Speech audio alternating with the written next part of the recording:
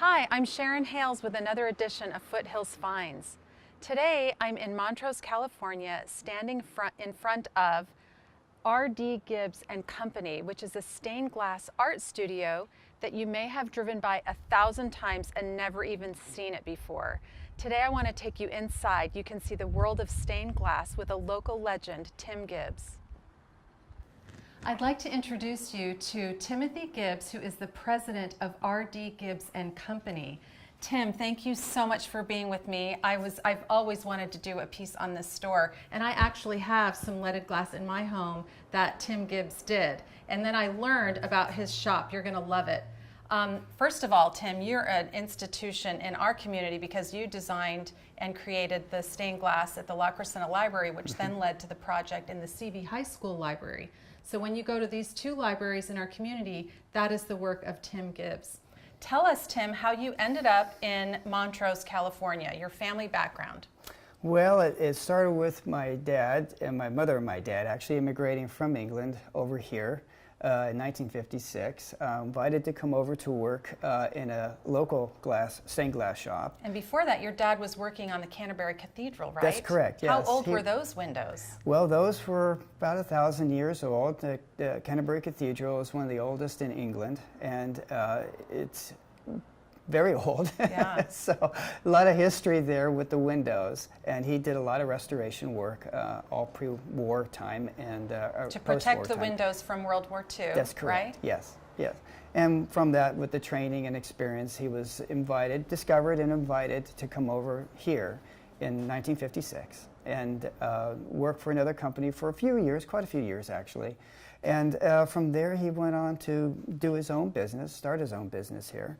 So you're carrying on the family legacy that your father and mother created, and your son is involved as well. That's correct. So yes. Tell us about your shop. Okay. Tell us what goes on here and how you make stained glass windows. Well, there's a lot of steps in it. Right behind you is a large full-size drawing right here of what will become a window one day when we get that built. We have to cut the glass yet on this one, but it has to be laid out. We have to design it to the size, to the scale. And it starts with a smaller sketch. This had a smaller sketch, but it would go to a full size. And we actually work off that drawing. It's a physical working drawing that we do. We actually do these by hand. We did try with CAD and other methods before, but the old-fashioned way still works really good. Oh, I love hearing that. Really and like that. And the end result is better too. Yes, it is. It's it's more organic, and we can control the design better. We noticed we get more of the purity in it, like the old windows used to be. So anyway, would be the next step in that, and then following that step would be the glass selection, finding the right colors of glass and the textures of glass that we would put in here. Okay, so at this table, tell us what installation this is for. Well, this is for the full-size drawing that we were looking at just a moment ago, and this would be some types of glass that we would use. There would be others as well, but this is a beginning point to see if the color palette is something that we would actually use, including clear bevel. So this is kind of how it begins, and it always is sort of an evolutionary process where it starts as one idea and we start to add and pull glass, and or even the design can even change just slightly, as this is custom work. And so from there, once that's selected, we would go into the glass cutting stage, and that's what you see here on this table here. Here's a piece that's ready to be assembled that has been cut already. The glass has been selected, the colors have been selected, and then now it's getting ready to be assembled or put together. And we would just actually physically get the lead and we would fit each piece together. So it's truly an art form in which you're fitting pieces. It's a craft as well as an art. And what about these that aren't fitted together with the artwork on them? Well, that goes into something else of a different type of application, the decorative glass applications, I like to call it. This goes into the stained glass portion.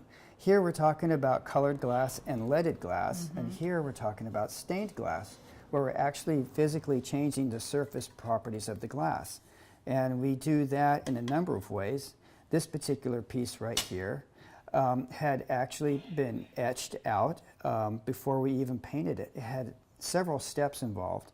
The glass is actually two layers of glass, one very clear, and then one is a very thin layer, which is the blue. We etch that out to get the clear area, which will make the white horse, and then this is hand painted, all done by hand. That's so lovely. With a special kind of paint that's a high temperature paint that when we get ready to fire it, it goes into a kiln. It gets cooked at over 1200 degrees, and then it comes out, and then we will start applying other features to it. We might start highlighting some of the detail, the shadowing effect, and then it goes back in for a fire, and then it goes back for the silver stain.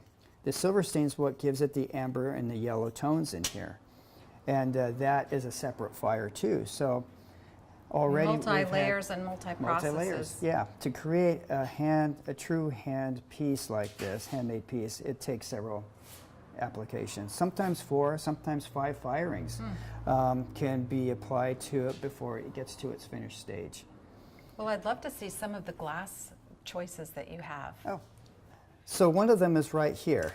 And this piece here is a piece of gold pink. You can see the shading in it, the veins and the different shading in it.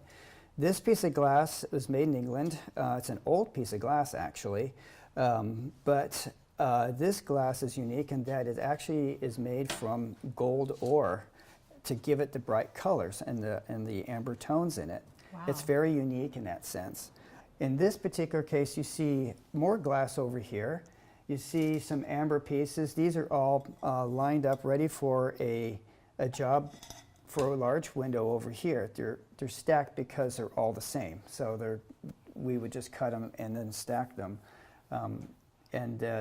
This would be one of the color selections for this particular window. There's actually 3 colors, and these would be the 3 colors here that we're using for this particular project. So all of this glass here is not all that you have. It's just some that you have to choose from. And where does this glass come from? It comes from all over the world. We used to get a lot of it in England, but nowadays we're getting it more from Europe, France, Germany, sometimes Poland. There's some Italian glass, but mostly it's those 3 countries. Mm-hmm. We have some good suppliers, or manufacturers, I should say, here in the States. One of them, good to know. Blanco. Yes, we buy as much as we can locally, meaning the United States. This has been, would be what would be a real stained glass window, because we actually stained and painted these pieces of glass in it, so it would be qualified as a stained glass window. Mm-hmm. It's got lots of color as well, and subject matter. Did you want me to hold this up at all? Yes, love to see it. This is what this window would look like. Wow, it's so dramatic. The colors are awesome. And then over here is a section of window that goes above the one we just seen. And this one here doesn't have any painted glass. It's just all colored glass. And is that subject matter or is it abstract? No, it's subject matter. It's actually part of a scene.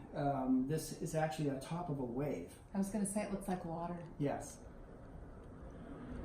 Okay, and then over here is another section on the same window.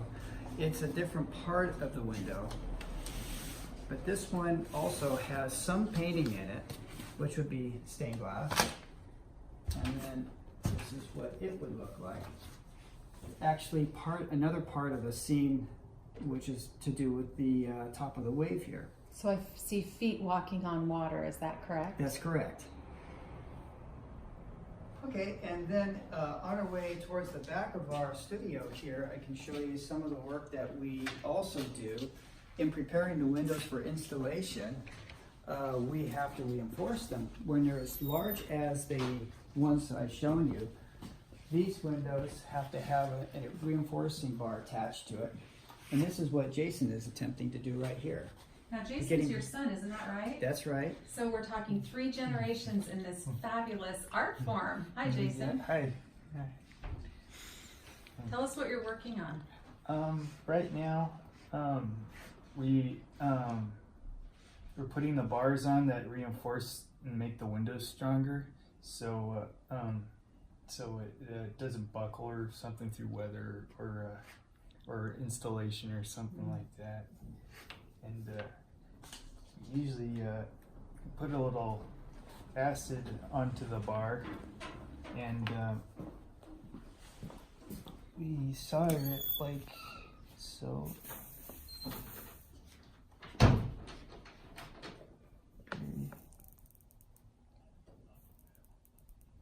And almost like welding, like a weld. And now over on this table here is where we do our glass painting for what we would call stained glass. And here on the table are some examples of what that might look like. As we not only do the brand new pieces of stained glass like what we have seen, we also do a lot of restorative pieces where pieces are damaged. These might be old pieces that have come out of a window and had gotten damaged, and we would replace those pieces. We would actually attempt to repaint them and paint them as exactly as the original artist has intended. It's very difficult to actually reproduce something that was done so long ago from a different artist.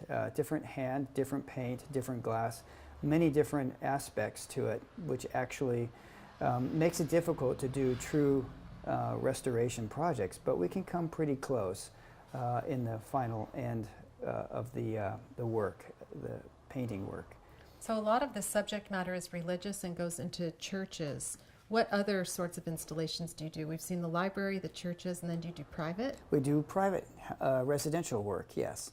Do quite a few residential pieces. Not as many of them require painted glass or stained glass. Many of those tend to be more for the leaded and colored glass, or sometimes just clear glass with just texture. And I see some beautiful glass up on the wall that I'd love for you to tell us about. Sure.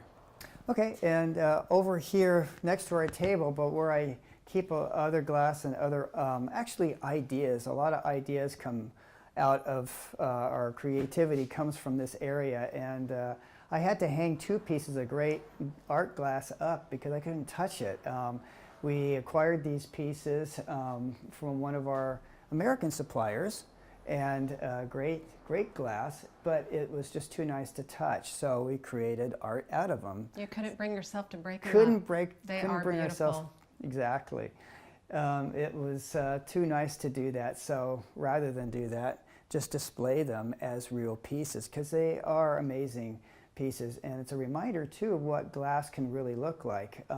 It's not just one color, it can be multiples of colors in one sheet of glass. And it seems like they kind of inspire some of the things that you're creating and designing right here. So this is the design area. Tell us a little bit about these pictures. Well, there's a number of different projects here represented, and we've done all of these over the years, and we also show a number of different styles of work, different things that can be done for different types of clients.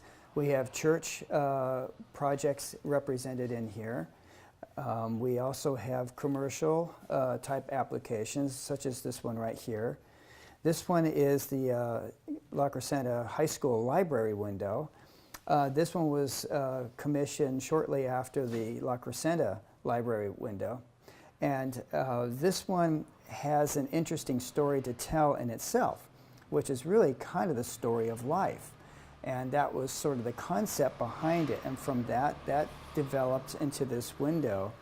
Well, this is a very inspiring place to work. It's so creative and the end result is so beautiful, and I'm inspired by being in here. I love my front door and the beautiful windows in my home that Tim Gibbs has installed. I'm so glad you're in our community. It's been a family legacy, and now it's a community legacy with you installing in our churches, our schools, and our homes. So how do people get a hold of you, Tim? We're at 3523 Ocean View Boulevard in Glendale. We're about a block and a half south of Honolulu in the Montrose Shopping Park area. And remember, easy to miss, so take note of the address and stop by the store. You'll be glad you did, and his website's beautiful. I'm Sharon Hales with Dilbeck Real Estate. You can reach me at sharonhales.com, and I'll see you next time on Foothills Finds.